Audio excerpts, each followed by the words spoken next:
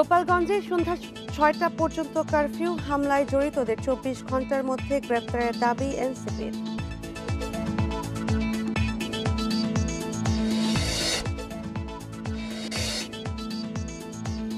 গোপালগঞ্জে এনসিপি সমাবেশে হামলার প্রতিবাদে বিভিন্ন জায়গায় বিক্ষোভ, আজও চলবে কর্মসূচি।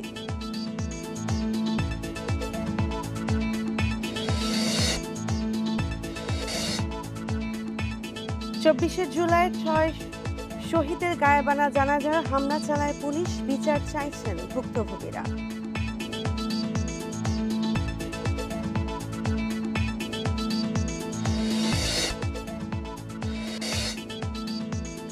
রাজধানীর মোহাম্মদপুরে গুলি করে ও পিটিয়ে ২ জনকে হত্যা, ২ জনকে আটক করে পুলিশে দিল জনতা।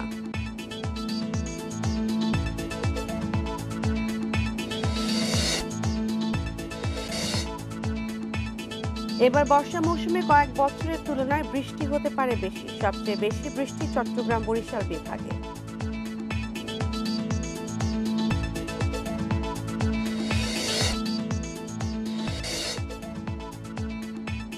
বদলি প্রত্যাহার ও দুদক আতঙ্কে এনবিআরের কর্মীরা, রাজস্ব আদায় বাড়াতে আস্থা বাড়ানো জরুরি বলছেন বিশ্লেষকেরা।